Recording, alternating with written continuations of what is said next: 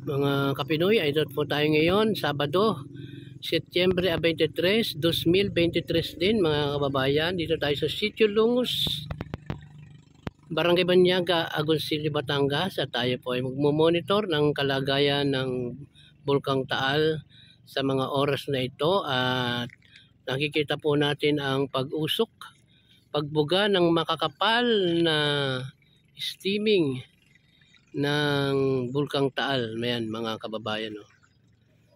Ayan, oh. Di po ulap yan, steam yan. At sa mga ilang araw na nagdaan ay ang kapaligiran dito sa Taal Lake, Taal Volcano ay talaga namang napakakapal ng volcanic smog mga kababayan at mga Kapinoy, ano.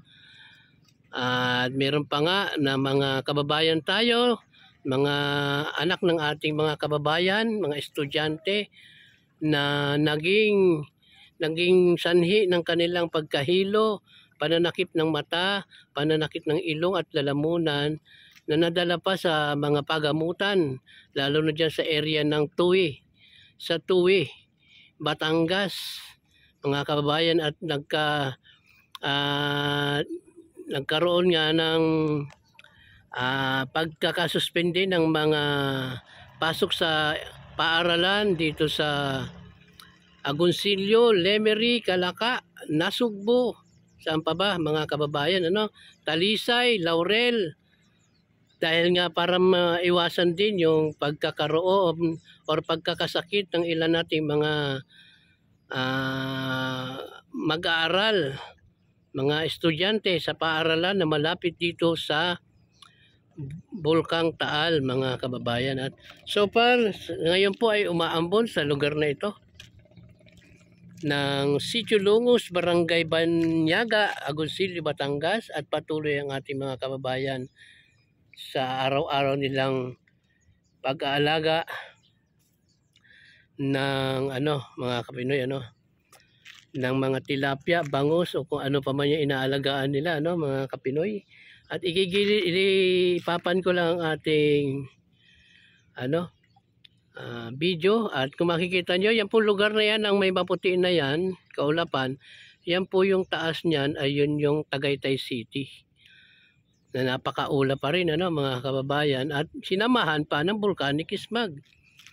Pero sa ating kinalalagyan ngayon mga Kapinoy, ay nakikita naman natin ang itong isla or pulo. At kung makikita nyo rin, ang dami na ring mga halaman, mga damo sa lugar na ito mga Kapinoy, ayan, kung makikita nyo ang yan, puro talahiban na, ayan mga kababayan.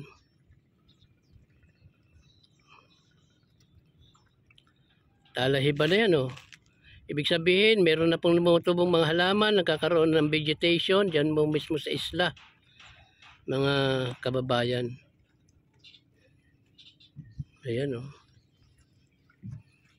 ayan, kapal pa rin ng pagbuga ng usok ng Bulkang Taal mga kababayan. At ako rin po ay naka-live habang kinukunan ko ang video na ito. Naka-live din po ako mga Kapinoy, patuloy sa pag-angat ang steam or yung usok mula sa main crater ng Bulkang Taal. Hindi po tayo makapagpalipad ng drone dahil nga umuulan. Mahirap na, baka malaglag or bumagsak ang ating mounting camera. Sayang naman mga kababayan, mga Kapinoy, Ayan po muna ang ating update sa oras na ito. Yan po ay Taal Volcano na ating minamanmanan sa mga pagkakataong ito mga kababayan.